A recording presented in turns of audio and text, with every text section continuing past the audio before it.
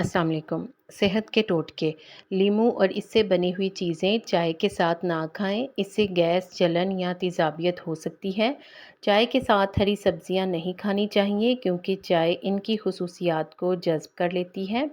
जो फ़ायदा हमें इन चीज़ों से होना होता है वो नहीं हो पाता। हल्दी और चाय इकट्ठे खाने से तेज़ाबियत और अफारा हो सकता है क्योंकि इन दोनों को एक साथ हज़म करना मुश्किल होता है।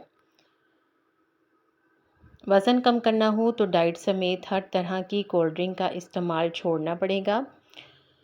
गर्म मौसम में गर्म मशरूब का इस्तेमाल फ़ायदा दे सकता है क्योंकि ये जिस्मानी दर्जा हरारत को तब्दील करके पसीने की पैदावार को बढ़ा देती है और जब वो जिस्म में फैलता है तो कुदरती तौर पर ठंडक महसूस होती है। अगर आप बहुत ज़्यादा थक गए हों, डिप्रेशन महसूस करें या फिर इस कदर थकावट हो कि किसी भी काम में जी ना चाहे, तो आप उठें और वर्जिश करें। अगर थकावट का एहसास हो तो वर्जिश करें। वर्जिश करने से मिजाज खुशगवार, ज़हनी मायूसी दूर हो जाती है और जो थकावट का एहसास होता है वो ख़त्म हो जाता है।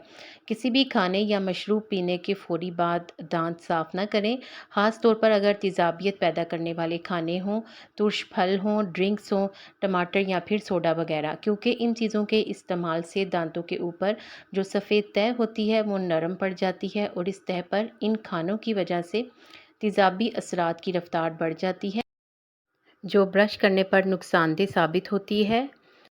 अगर आप थकावट का शिकार हैं तो एनर्जी ड्रिंक्स का इस्तेमाल ना करें क्योंकि इससे नर्वसनेस, दिल की धड़कन में तेज़ी और चिड़चिड़ापन पैदा हो जाता है जिससे आप मज़ीद थकावट महसूस कर सकते हैं। अगर गैस की तकलीफ़ हो तो पानी का इस्तेमाल करना चाहिए, इससे गैस की तकलीफ़ में कमी आती है।